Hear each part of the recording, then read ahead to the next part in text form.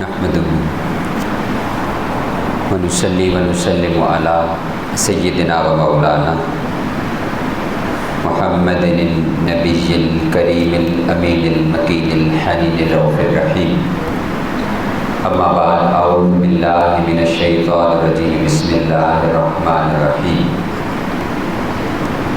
إن الذين يؤذون الله ورسوله لعنهم الله في الدنيا والآخرة وأعد لهم عذابا مهينا.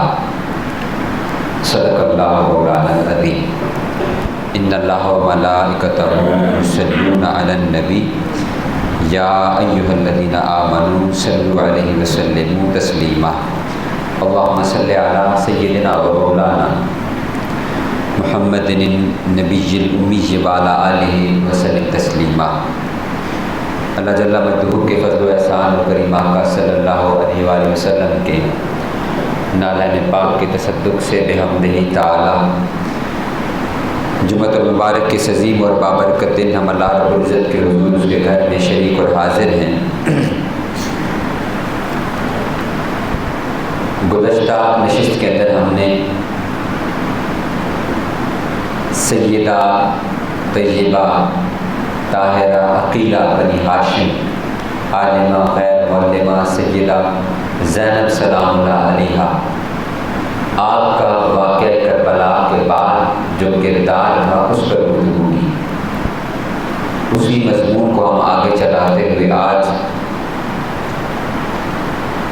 واقعہ کربلا کے بعد کے جو حالات و واقعات پیش ہوئے اور اس میں جو یزید پلید لعین کا جو کردار رہا اس پر کچھ مختصراً گفتگو کریں گے. سورہ احزاب کی جو میں نے آیت مبارکہ تلاوت کی، اللہ رب العزت نے سورہ احزاب کی اس آیت نمبر 57 کے اندر فرمایا ان الذین یؤذون اللہ ورسولہ، بے شک وہ لوگ جو ایذا دیتے ہیں اللہ کو اور اس کے رسول کو صلی اللہ علیہ وسلم، لعنہ اللہ فی الدنیا والآخرہ، ان پر دنیا میں اور آخرت میں لعنت ہے. وَأَعَدَّ لَهُمْ عَذَابًا مُهِينًا، اور اللہ رب العزت نے ایسے بدبختوں کے لیے ذلت کا عذاب تیار کر رکھا ہے. اب یہاں اس آیت مبارکہ میں اللہ رب العزت نے جو فرمایا کہ یؤذون اللہ، کہ وہ لوگ جو اللہ کو ایذا دیتے ہیں، تو یہاں سوال پیدا ہوتا ہے کہ اللہ کو کوئی ایذا کیسے دے سکتا ہے اور اللہ کو ایذا اور تکلیف کیسے پہنچائی جا سکتی ہے. اس کا جواب پھر آگے فرمایا. اور یہ عقیدہ کی بات ہے، یہ ہے ہمارا عقیدہ، عقیدہ اہل سنت. اللہ رب العزت نے قرآن مجید کے اندر بے شمار مقامات پر، انشاءاللہ اگلی کسی ایک نشست میں یا ربیع الاول شریف میں ہم اس مضمون کو لے لیں گے کہ اللہ نے اپنے آپ کو اپنے محبوب سے جدا بیان نہیں کیا. اس نے اپنا اور اپنے محبوب کا ایک ہونا بیان کیا ہے. فرق یہ ہے کہ وہ رب ہے، وہ معبود ہے، یہ مخلوق ہیں اور عابد ہیں اور عبد ہیں. وہ معبود ہے اور وہ خالق ہے. آقا علیہ السلام کی ذات مبارکہ مخلوق ہے اور عبد ہے، لیکن تم ذات خدا سے نہ جدا ہو نہ خدا ہو. اللہ ہی کو معلوم کہ کیا جانیے کیا ہو. یہ آقا علیہ السلام کی شان مبارک ہے. اور اسی طرح اس مقام پر بھی جو فرمایا کہ جس نے اللہ کو ایذا دی، تو سوال ہے کہ اللہ کو کوئی ایذا کیسے دے سکتا ہے. اللہ رب العزت کا نہ کوئی ظاہر جسم، نہ وہ احساسات سے پاک ہے. اس کا جسم نہیں، احساس نہیں، ظاہری حیرت نہیں، شکل نہیں، سمت نہیں، تو پھر اسے کیسے تکلیف دی جا سکتی ہے؟ اس کو فرمایا کہ وہ رسول یعنی جو اللہ کے حبیب صلی اللہ علیہ وسلم کو ایذا دے گا، تکلیف پہنچائے گا، در حقیقت وہ اللہ کو ایذا پہنچائے گا۔ تو اللہ نے اس کو جدا نہیں فرمایا۔ اور آقا علیہ السلام کو کوئی ایذا کیسے دے سکتا ہے، تکلیف کیسے پہنچا سکتا ہے آقا علیہ السلام کی ذات مبارکہ کو؟ اس کو بھی قرآن مجید نے فرمایا واللہ یعصمک من الناس، اللہ رب العزت نے آپ کو لوگوں سے محفوظ کر لیا ہے، لوگ آپ کو براہ راست نقصان نہیں پہنچا سکتے۔ تو پھر سوال ہے کہ آقا علیہ السلام کو پھر ایذا کیسے ہوتی ہے؟ ہاں، ایذا پہنچانا، تکلیف پہنچانا دو طریق سے ہو سکتا ہے۔ ایک براہ راست ظاہری ایذا ہے کہ آپ جسم اطہر کو تکلیف دیں، اور ایک ایذا یہ ہے کہ آپ ان کے کسی پیارے کو تکلیف دیں جن کی وجہ سے انہیں تکلیف ہو۔ اس آیت مبارکہ سے حضور سیدی شیخ الاسلام نے ڈاکٹر محمد طاہر القادری دامن برکاتہ العالیہ، اللہ رب العزت آپ کے عمر میں اور علم میں بے پناہ برکت عطا فرمائے، اس آیت مبارکہ سے استدلال کرتے ہوئے آپ نے فرمایا کہ یزید پر آقا علیہ السلام کو ایذا پہنچانے کی وجہ سے، امام علی مقام کو شہید کرنے کی وجہ سے، اور خانوادہ نبوت صلی اللہ علیہ وسلم کو ایذا اور تکلیف اور پریشانیاں دینے کی وجہ سے در حقیقت وہ مستحق کے لعنت ٹھہرا، لعنہ اللہ فی الدنیا والآخرہ، وہ بدبخت اللہ کی اور اس کے بندوں کی اور اس کے رسول کی لعنت کا دنیا میں بھی اور آخرت میں بھی مستحق ٹھہرا۔ اور اسی وجہ سے وہ جو آگے فرمایا وَأَعَدَّ لَهُمْ عَذَابًا مُهِينًا، اور ایسے بدبختوں کے لیے عذاب مہین ہے۔ قرآن کا طریقہ یہ ہے کہ قرآن نے فرمایا ہے کہ عذاب مہین فقط کافروں کے لیے ہے، تو اس آیت مبارکہ سے استدلال کرتے ہوئے حضور سیدی شیخ الاسلام نے فرمایا کہ یزید لعین مستحق کے لعنت بھی ہے، اور اس عمل کی وجہ سے وہ بدبخت کافر بھی ٹھہرا ہے، لہذا اس کا کفر وہ قرآن کی آیت مبارکہ سے ثابت ہے۔ اس بدبخت کے دل کے اندر ایمان موجود ہی نہیں تھا، کیونکہ جس دل کے اندر ایمان ہے، ایمان کس چیز کا نام ہے؟ فرمایا لا یؤمن احدکم حتی اکون احب الیہ من والدہ وولدہ والناس اجمعین، مومن فرمایا اس وقت تک نہیں ہو سکتے جب تک میں تمہیں، تمہارے والدین، تمہاری اولاد اور سارے جہان کے لوگوں سے محبوب تر نہ ہو جاؤ۔ اور دوسری حدیث مبارکہ میں ارشاد فرمایا میرے اہل بیت تمہیں اپنے اہل و عیال سے زیادہ محبوب نہ ہو جائیں۔ تو ایمان کا تقاضا تو یہ تھا کہ جو شے آخر اسلام کو محبوب ہے وہ ہمیں ہماری ہر شے سے بڑھ کر محبوب ہو۔ تو جس دل کے اندر ایمان نہیں ہے وہی دل آقا علیہ السلام کی اہل بیت اطہار سے دور ہوگا۔ اور کون بدبخت ہوگا جو یہ جرأت کرے؟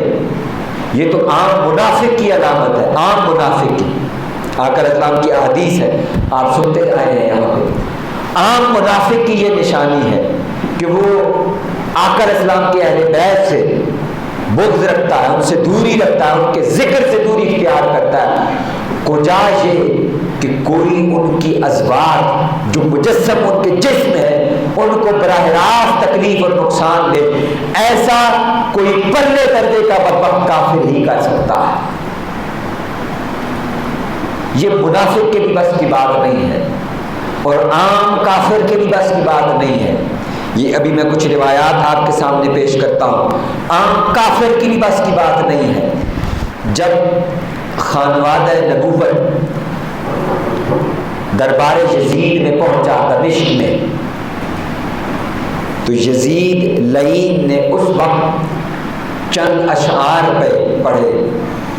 اس نے کہا لیت اشیاخی ببدر شہداء، کہ میرے جو کاش کہ میرے جو بدر کے اشیاخ اور بزرگ تھے وہ دیکھ لیتے کہ ہم نے خزرج کا نیزوں پر اٹھایا جانا اور ضربوں سے چیخنا چلانا وہ آج دیکھتے، کاش کہ ایسا ہوتا۔ تو میں نے گزشتہ نشست میں آپ کو بتایا تھا کہ وہ بدر میں مارے جانے والے مشرک اور کافر تھے، اور وہ سارے سردار تھے، اور وہ بنو امیہ کے سردار تھے۔ اور وہ پھر اس نے کہا کہ ہم نے قد قتلنا ضعف من اشرافکم، ہم نے تمہارے 2 گنا اشراف کو قتل کیا۔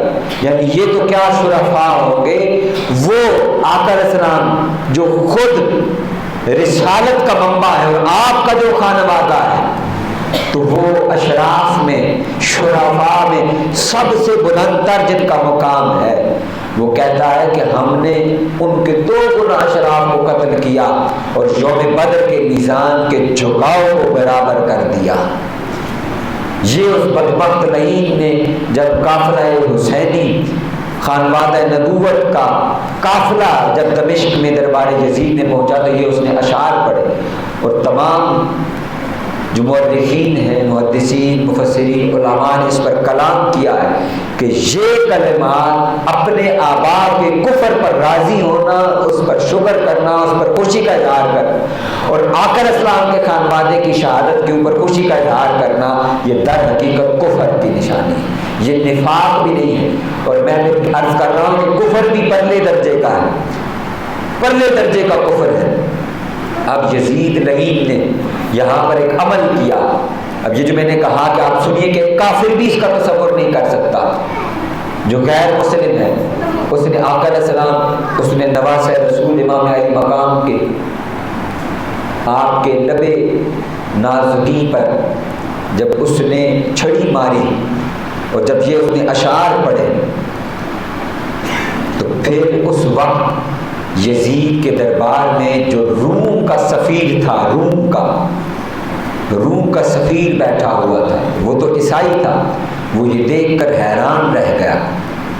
اس کو سمجھ پہلے نہیں آئی کہ معاملہ اور مسئلہ کیا ہے۔ پھر اس نے پوچھا لوگوں سے کہ یہ کیا معاملہ ہے، کیا ماجرا ہے، کہ یہ بڑے تفاخر اور تمغنت کے ساتھ اظہار کر رہا ہے کہ کاش میرے بدر کے مارے جانے والے آج زندہ ہوتے اور وہ فخر کرتے۔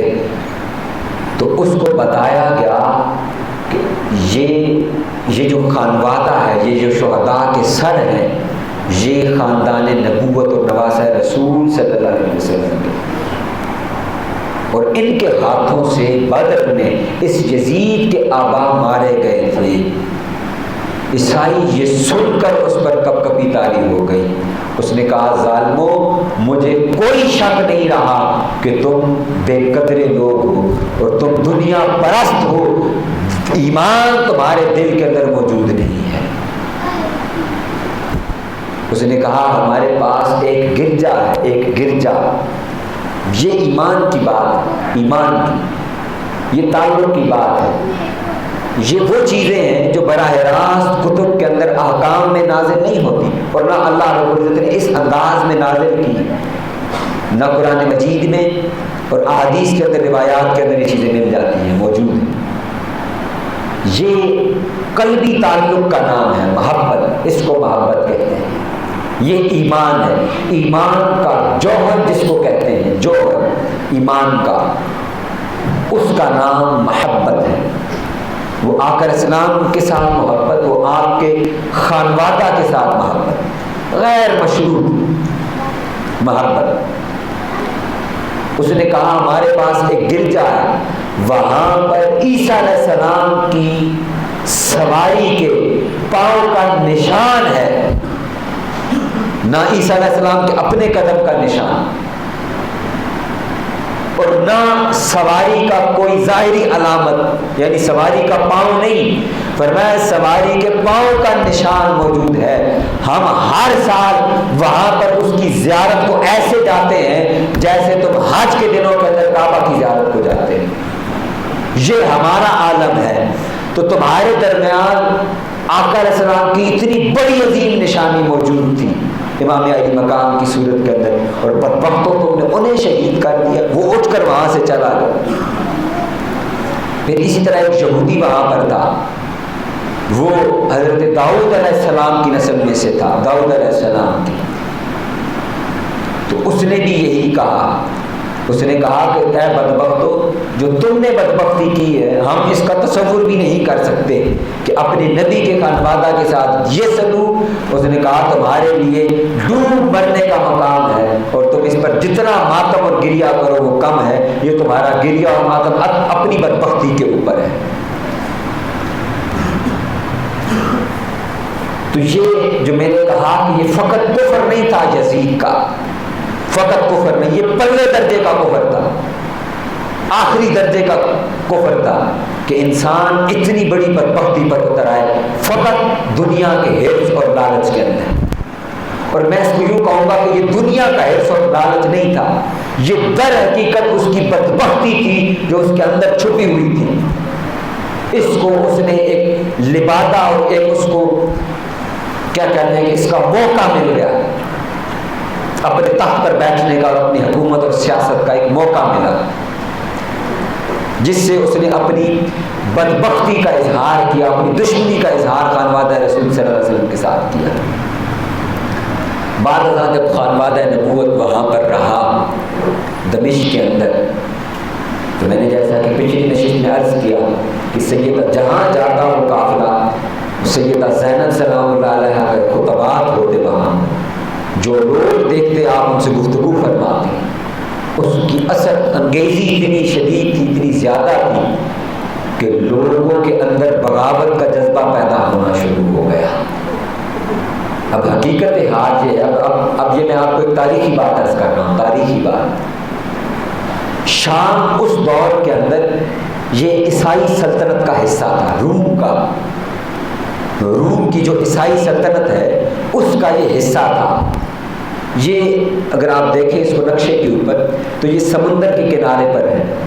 تو وہ سمندر کا کنارہ جب آپ کراس کر کے دوسری طرف جاتے ہیں تو ترکی کے بارڈر کے بالکل ساتھ ہی قبرص یونان ہے، یہاں سے آپ یورپ میں پہ داخل ہو جاتے ہیں.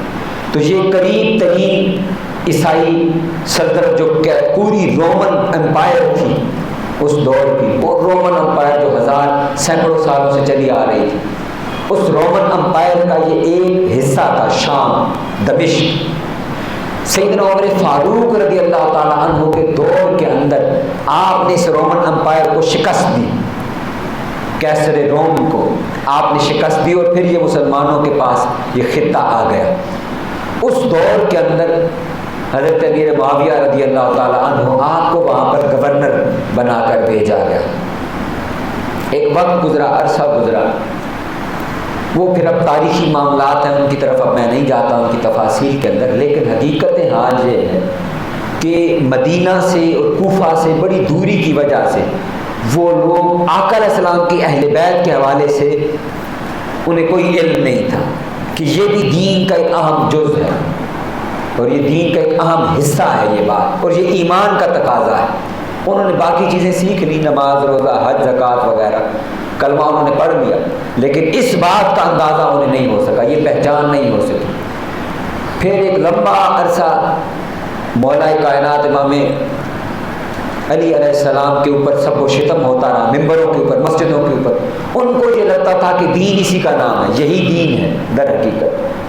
اب آپ تصور کیجئے کہ امام حسن علیہ السلام، آپ واقعہ کربلا سے 10 سال پہلے آپ کی شہادت ہے، اور اس سے بھی پہلے کا یہ واقعہ ہے، اس سے پہلے امام حسن کی شہادت سے پہلے کا، یعنی اگر آپ ان کی شہادت سے 1 سال پہلے کا بھی کر لیں تو کم و بیش 11-12 سال پہلے کا واقعہ ہے. واقعہ کربلا سے پہلے کی میں بات کر رہا ہوں. آپ اپنے در انور میں مدینہ میں کھڑے ہوئے، ایک شخص آیا، شامی تھا وہ، دمشقی. اس نے آتے ہی آپ کو برا بھلا کہنا شروع کر دیا، گالیاں دینا شروع کر دی، آپ کو بھی اور آپ کے والد گرامی کو بھی. امام، اب آپ یہ تصور کریں امام حسن موجود ہیں مدینہ کے اندر، یہ واقعہ اس وقت پیش آیا. تو امام حسن علیہ السلام نے اس کو فقط اتنا کہا، اس نے کہا لگتا ہے کہ تم ہم سے نابلد ہو، تم ہمیں پہچانتے نہیں ہو کہ ہم کون ہیں. وہ اس حالت کے اندر بکواس کر رہا تھا. آپ نے خادم کو حکم دیا، فرمایا کہ اس کی حاجت پوری کرو. وہ تشتری بھر کے لے آیا. وہ جتنا مال اس وقت آپ کے گھر میں موجود تھا امام حسن علیہ السلام نے اس برا بھلا کہنے والے شامی کو وہ سارا عطا کر دیا, سارا عطا کر دیا. وہ حیران ہو گیا, اس نے کہا کہ آپ کون ہیں؟ پھر آپ نے فرمایا کہ ہم اہل النبوہ ہیں صلی اللہ علیہ وسلم, اہل بیت النبوہ. اس نے کہا واقعی میں آقا علیہ السلام اور نبی کے خانوادوں کا یہی کردار ہو سکتا ہے کہ ہم برا بھلا کہتے ہیں اور آپ اتنا عطا کرتے ہیں کہ اپنے فقر کا بھی خوف نہیں ہے, اپنے فقر کا. میں نے عرض کیا جتنا مال تھا آپ نے اس کو عطا کر دیا. تو یہ ایک پروپیگنڈا کی فضا رہی بڑا لمبا عرصہ. تو وہاں یہ دین کا پہلو میرا خیال ہے کہ نہیں پہنچا کہ آقا علیہ السلام کے اہل بیت کی معرفت, مولا کائنات کی معرفت وہاں پر ہوتی. آپ دیکھیے امام نسائی رحمۃ اللہ علیہ وہ 303 ہجری میں دمشق میں تشریف لائے. 303 ہجری میں واقعہ کربلا کے تقریباً 157 برس 200 بلکہ 257 برس بیت چکے ہیں, یا 253 برس 253 برس بعد امام نسائی دمشق میں آ رہے ہیں. اور مولا کائنات کی شہادت کے تقریباً 260 سال بعد. آپ کیلکولیشن دیکھیے اس کو, یہ میں آپ کو بڑی خاص نقطہ کی طرف لے کر جا رہا ہوں, اس لیے میں کیلکولیشنز آپ کو بتا رہا ہوں, سنوں کی کیفیت بتا رہا ہوں. یہ یعنی آج کی بات نہیں ہے, اتنی پرانی بات آپ کو عرض کر رہا ہوں. واقعہ کربلا پیش آیا, سنیے اس کو, سمجھیے توجہ کے ساتھ. یہ جو میں بات آپ کو جس نقطے کی طرف لانا چاہتا ہوں,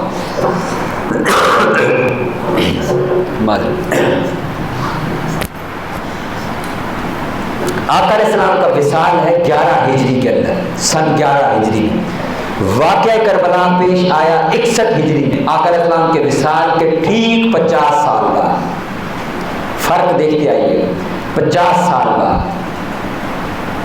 اور آقا علیہ السلام کے وصال کے 30 سال بعد عالم یہ ہو چکا ہے کہ مولا علی پر سب و شتم ہو رہا ہے. 30 سال بعد مولا علی کو ممبروں میں جمعہ کے خطبہ کے اندر گالیاں دی جا رہی ہیں, برا بھلا کہا جا رہا ہے. 30 سال بعد آقا علیہ السلام کے وصال میں یہ عالم ہے. 30 سال بعد, 50 سال بعد خانوادہ نبوت کو سطح زمین کے اوپر سے ختم کر دیا گیا, شہید کر دیا. اب آپ اس سے اندازہ لگائیں وہ کس لیول کا پروپیگنڈا ہوگا, کس لیول کا. 300 سال گزر گئے, 300 سال. امام نسائی 303 ہجری میں دمشق تشریف لائے. آپ نے ارد گرد لوگوں کو وہاں پر دیکھا تو وہاں پہ وہ مولا علی کو برا بھلا کہہ رہے. 300 سال بعد عالم یہ ہے. آپ پھر تصور کیجئے کہ گزشتہ برسوں کے اندر پروپیگنڈا کیا ہوتا رہا ہوگا اور وہاں پر کیا دین پہنچا ہوگا. یہ بات سمجھ آئی آپ کہ آقا علیہ السلام کی اہل بیت کی اور مولا کائنات کی معرفت اس دمشق جیسے شہر میں پہنچی ہی نہیں, پہنچی ہی نہیں. تو اس وجہ سے جب سیدہ زینب سلام اللہ علیہ وہاں پر خانوادہ نبوت کا وہاں پر ٹھہراؤ پڑاؤ رہا دمشق کے اندر, قید کے اندر, تو آپ گفتگو فرماتی, وہاں پر گفتگو فرماتی دلائل کے ساتھ. آپ کو میں نے جیسے گزشتہ نشست میں عرض کیا قرآن مجید کی بہت بڑی عالمہ تھی آپ, تو آپ کی گفتگو سے وہ لوگ متاثر ہوتے اور وہ سنتے کہ یہ کتنا بڑا خاندان ہے, کتنا بڑا. یہاں تک واقعات درج ہے کتب کے اندر کہ قید کی حالت میں بھی کسی نے آپ کے ساتھ نیکی کی, آپ نے اس کو خالی نہیں لوٹایا, اپنے پاس جو کچھ تھا وہ بھی اس کو عطا کر دیا. کسی کو چادر دے دی, کسی کو دوپٹہ دے دیا, کسی کو انگوٹھی اتار کے دے دی, کسی کو کوئی کان کی بالی تھی چاندی کی تو وہ اتار کے دے دی. الغرض کوئی شے تھی, یہ خانوادہ نبوت کا کردار تھا. اور یہ آقا علیہ السلام کے اہل بیت, یہ خون رسول صلی اللہ علیہ وسلم. دوستان مکرم, یہ باتیں میں ساری اس لیے عرض کر رہا ہوں کہ ہم مرتکز ہوں اس نقطے کے اوپر. یہ ہمارا سینٹرل پوائنٹ ہے ایمان کا, پیوٹل پوائنٹ ہے. پورا ایمان اس کے ارد گرد ہے، آقا علیہ السلام کی ذات مبارکہ کے اور آپ کے اہل بیت کے، بس یہ ایمان کا جزء اور حصہ ہے۔ اس لیے اپنے دلوں کو کبھی آقا علیہ السلام کے اہل بیت کے حوالے سے اس کے اندر کسی قسم کی خلش نہ آنے دیں۔ مت سوچیں کہ فلاں شخص بہت زیادہ علی علی کرتا ہے، ذکر کرتا ہے، مت تصور کریں کہ یہ جی ہر وقت اہل بیت کا ہی ذکر کرتا رہتا ہے۔ کیونکہ ہمارے ساتھ، میں یہ اس لیے بات آپ کو عرض کر رہا ہوں، آپ کو یہ شاید معلوم نہیں ہوگا اور آپ کا واسطہ ایسے لوگوں سے کم پڑتا ہو، یہ ہمارے ساتھ روٹین کے معاملات۔ ابھی اسی محرم کی بات ہے، اسی محرم کی 1 ہفتہ پہلے ہمارے گھر کے اندر ذکر امام علی مقام کی محفل ہوئی، پیچھے وہاں ہمارے شہر میں والد گرامی نے اس کا انعقاد کیا، اور محفل میں وہ ایک ہمارے پسندیدہ نعت خوان ہیں، انہوں نے تلاوت بھی کی، بعد ازاں نعت پیش کی، اور نعت کے بعد ان کا معمول ہے جو آقا علیہ السلام کے اہل بیت کی منقبت پیش کرتے ہیں۔ اب ایک شخص وہاں پر بیٹھا ہوا تھا، بدبخت آدمی، وہ کیونکہ ہمیشہ ان محافل میں شریک رہتا ہے، اب بدبختی اس پر اتر آیا اور وہ کھڑا ہو گیا، اس نے کہا آپ نے کیا تماشا لگایا ہوا، آپ جب آتے ہیں آپ نعت کے بعد منقبت شروع کر دیتے ہیں اہل بیت۔ اور یہ رویے ہمارے معاشرے کے اندر پروان چڑھتے چلے جا رہے ہیں، یہ بدبختی پر ہم اتر آئے ہیں۔ اس طرح میں نے بارہا دفعہ آپ کو عرض کیا، کوئی شخص ساری زندگی آقا علیہ السلام کے اہل بیت کا ذکر کرتا رہے، اس کے ایمان میں شک نہیں کیا جا سکتا، اس کے ایمان پہ 100% یقین ہے، آپ گواہی دیں کہ یہ شخص مومن ہے۔ کیوں کہ ہم نے اس کو کبھی آقا علیہ السلام کے اہل بیت اور بالخصوص مولا کائنات کے ذکر سے خالی نہیں دیکھا۔ ہاں اس شخص پر گرفت کریں، دیکھیں کہ اس نے یہ کبھی اہل بیت کا ذکر ہی نہیں کرتا، یہ حضور مولا کائنات کا ذکر ہی نہیں کرتا، اس شخص کے اوپر گرفت کریں۔ وہ شخص بے ایمان ہے، منافق ہے، اس کے اندر کہیں نہ کہیں بغض چھپا ہوا ہے، اور اس بغض کا اظہار وہ اس وقت کرے گا جب وہ ابل جائے گا، فرسٹریشن میں آ جائے گا، اور جب اس سے برداشت ختم ہو جائے گی آقا علیہ السلام کے اہل بیت کا ذکر سن سن کے، اس وقت وہ بدبختی پر اتر آئے گا اور اپنی اندر چھپی ہوئی منافقت کو باہر نکال کے ظاہر کر دے گا۔ اور یہ ہماری سوسائٹی میں ایسے کردار بے شمار ہیں، بڑے بڑے ترنم خان ہیں، بڑے بڑے، جن کے نام ہم وضو کے بغیر نہیں لیتے۔ ایسی ایسی شخصیات اس وقت زندہ موجود ہیں، پتہ نہیں کیا کیا پیر طریقت اور مرشد اور فلان اور ڈھمکان انہوں نے اپنے ناموں کے ساتھ لگا رکھا ہے۔ ایسا کوئی بدبخت نہ مرشد ہو سکتا ہے نہ پیر ہو سکتا ہے جو حضور مولا کائنات کے دشمنوں کا ذکر کرے، عرس منائے، اور آقا علیہ السلام کے اہل بیت کے ذکر کے اندر کمی کرے اور کجی کرے۔ کوئی شخص ایسا وہ مرشد نہیں ہو سکتا، ہدایت نہیں دے سکتا، اس لیے کہ ولایت کا منبع آقا علیہ السلام نے فرمایا من کنت مولا فہذا علی مولا، جس کا میں مولا ہوں، جو مجھے ولی سمجھتا ہے وہ جان لے کہ میں آج اعلان کر رہا ہوں کہ ولایت کا دروازہ میرے بعد اگر کھل رہا ہے تو وہ حضور مولا کائنات سے امت کے اندر جاری ہوگا اور کھلے گا۔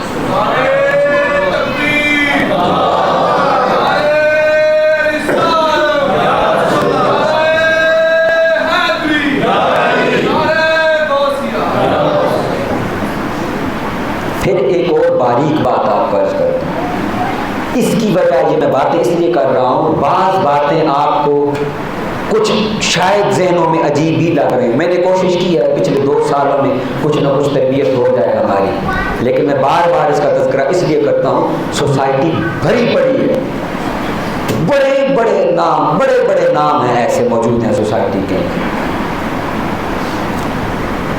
آقا علیہ السلام کی اہل بیت اور صحابہ کرام، ان کو کبھی بھی برابر تولا نہیں جا سکتا، یہ سب سے بڑی خرابی ہے اور بنیاد ہے جہاں سے اس فتنے کا آغاز ہوتا ہے۔ بس یہ بنیادی بات میں نے آپ کو عرض کر دی، کبھی بھی مت توڑنے کے فلاں افضل، ہر کا ایک کا اپنا مقام ہے، بہت بڑے بڑے ہیں، اللہ نے ان کو فضیلتیں بخشی ہیں اور عطا کی ہیں، لیکن ان میں سے کسی ایک کا بھی مقابلہ آقا علیہ السلام کے اہل بیت کے ساتھ نہیں کیا جا سکتا۔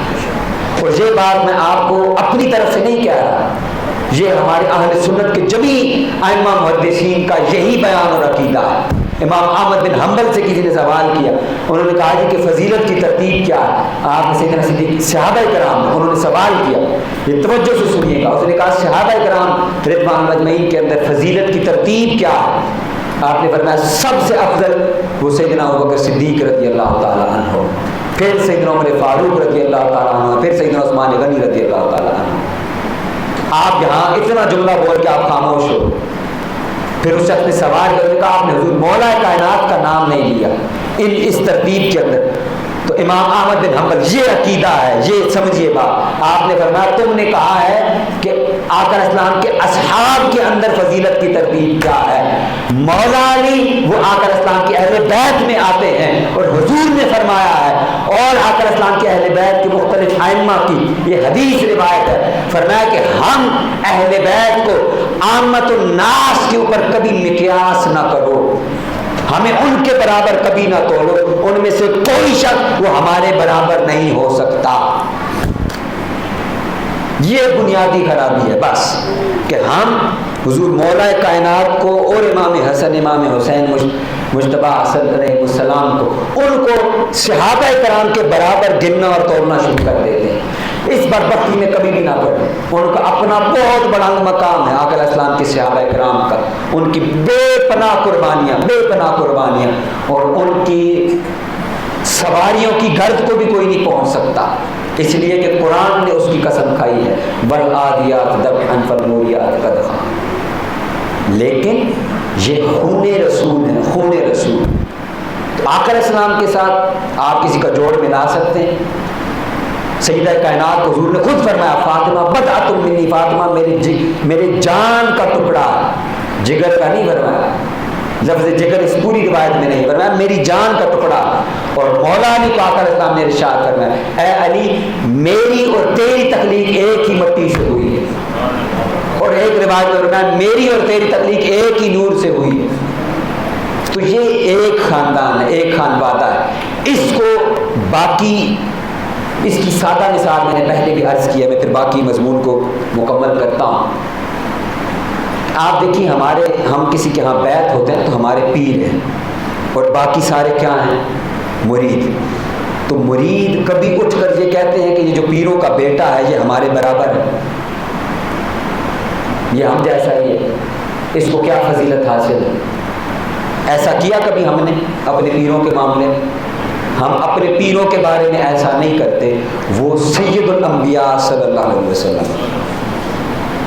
یہ مثال میں نے صرف سمجھانے کی غرض سے عرض کی، یہ غلاموں کا خاندان مقام ہے اور یہ آقا السلام کے گھر والے ہیں، اس لیے ان کا کبھی مقابلہ اور جوڑ نہیں کرنا۔ اس چکر میں آپ نے کبھی نہیں پڑھنا، اس چکر میں نہیں پڑھیں گے، عقیدہ آپ کا درست و سلامت رہے گا۔ خود آقا السلام کے اصحاب کا عمل اور طریقہ یہ ہے، سیدنا صدیق اکبر فرماتے ہیں النظر الی وجہ علی عبادہ، علی کے چہرے کو تکنا عبادت ہے۔ اب اس کی روایت کرنے والی سیدہ عائشہ صدیقہ ہیں اور دوسرے سیدنا ابوبکر صدیق رضی اللہ تعالیٰ عنہ۔ الغرض اہل بیت کی فضیلت کی جتنی روایات ہیں ان کو کس نے روایت کیا؟ آقا السلام کے صحابہ کرام